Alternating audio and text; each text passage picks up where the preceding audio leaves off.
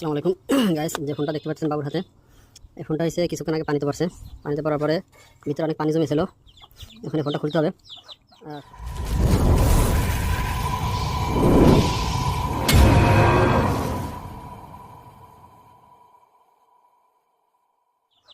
ফোনটা already date হয়ে আছে, অন হচ্ছে না। দেখেন যদি বাবু ফোনটা আমাকে দিতে চাচ্ছে না, ফোনটা অন হচ্ছে না কিছুতে। তো ফোন পানিতে পড়লে আমরা সর্বপ্রথম যে ভুলগুলো করি, পানিতে পড়ার পর বারবার খোলার জন্য ট্রাই করি, ব্যাটারি ভরিয়ে বারবার অন করার জন্য চেষ্টা করি, অন হয় না কেন, যাই বারবার চেষ্টা করি। আর পানিতে পড়লে সর্বপ্রথম কাজ হচ্ছে ব্যাটারি খুলে ফেলানো। ব্যাটারি খুলে ফেললে ফোনটা ডেট হওয়ার সময় খুব কম থাকে। তারপর যে সমস্যাটা হয়েছে, অনেকে ওই আটকানো অবস্থায় রোদে রেখে দিই অথবা বাল্বের সাথে গরম দিই। এগুলো করলে কিন্তু আরও রিস্ক বেশি হয়ে যায় একেবারে ডেট হবার।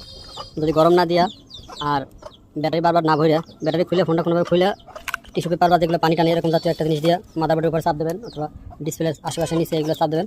চাপ দেওয়ার পর পানিটা যতটুকু শুষে নেবে কাপড়ে বা টিস্যুতে ততটুকু কমাবেন। এরপর সম্ভব হলে ভালো ব্রাশ থাকে, ব্রাশ দিয়ে একটু ঘষা মাজা করবেন। ঘষা মাজা করে তারপরে বাল্ব অথবা রোদে হিট দেবেন। তাহলে ইনশাল্লাহ আশা করি ফোনগুলো আপনার ভালো থাকবে, নষ্ট হবে না। এখন ফোনটা ওয়াশ করতে হবে, ব্রাশ থিনার এই যে ফোন। এখন ফোনটা খুলতে হবে, ইনশাল্লাহ আশা করি ফোনটা চালু হবে, আমার বিশ্বাস আছে। ঠিক আছে।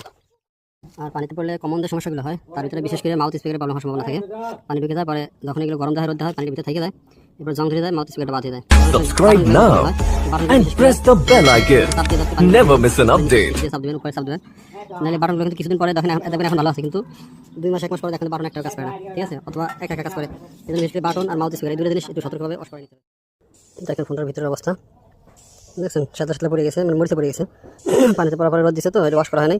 অল্প দিনের ভিতরে একেবারে পুরোপুরি বাদ হয়ে যাতে ওয়াশ না করলে, এখানে ওয়াশ করার খুবই জরুরি। ওয়াশ না করলে আপনাদের যে প্রবলেমগুলো হবে, চার্জার পোর্টে প্রবলেম হতে পারে, তারপর হচ্ছে মাউথ স্পিকারে প্রবলেম হতে পারে, এই দুটো বিশেষ করে দেখতে হবে। আর হচ্ছে কিপ্যাড বোর্ড যে বাটনগুলো বিশেষ করে ওয়াশ করতে হবে। এই 3টা জিনিসেই কিন্তু আপনার পানিতে পড়লে আপনাদের ফোনগুলো বিশেষ করে প্রবলেম হয়। এই 3টা জিনিসের প্রতি নজর রাখতে হবে। আর এই ভিতরে তো টুকিটাকে ওয়াশ করতে হবে। দেখেন কি অবস্থা, মরিচে পড়ে গেছে। সকালে পানিতে পড়ছে, এখন মরিচে পড়ে গেছে। এই পানিটা এখন রোদ দিয়ে কোনো ফোন অন করতো, এই পানিটার ভিতরে থেকে যেত, এটা আস্তে আস্তে জং ধরে পাঁচ দিয়ে জ্বলে নষ্ট হয়ে যেত ফোনটা একেবারে পুরো স্থায়ীভাবে।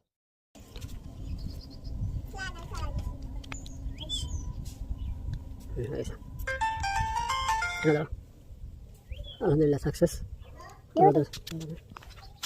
রোদের জন্য আলাদা বাজা আছে না,